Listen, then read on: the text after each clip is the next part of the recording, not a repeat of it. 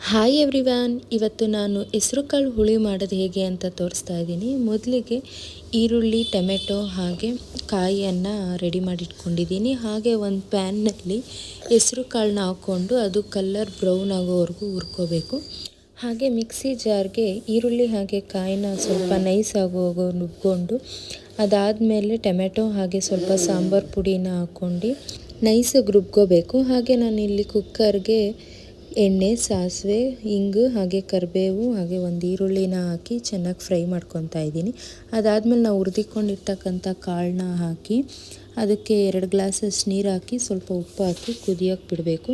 ಆ ಕುದಿ ಬಂದಮೇಲೆ ನಾವು ಅದಕ್ಕೆ ಮಸಾಲೆನ ಹಾಕಿಬಿಟ್ಟು ನಮ್ಗೆ ಎಷ್ಟು ಬೇಕೋ ಅಷ್ಟು ನೀರನ್ನ ಹಾಕಿ ಹಾಗೆ ಲಾಸ್ಟಲ್ಲಿ ಕೊತ್ತಂಬರಿ ಸೊಪ್ಪನ್ನ ಸಹ ಹಾಕಿ ನೀಟಾಗಿ ಮಿಕ್ಸ್ ಮಾಡಿಬಿಟ್ಟು ಲಿಡ್ನ ಮುಚ್ಚಿ 3 ವಿಷಲ್ ಬರ್ಸಿದ್ರೆ ಕ್ವಿಕ್ ಆ್ಯಂಡ್ ಟೇಸ್ಟಿಯಾದ ಹೆಸರುಕಾಳು ಹುಳಿ ರೆಡಿಯಾಗಿದೆ.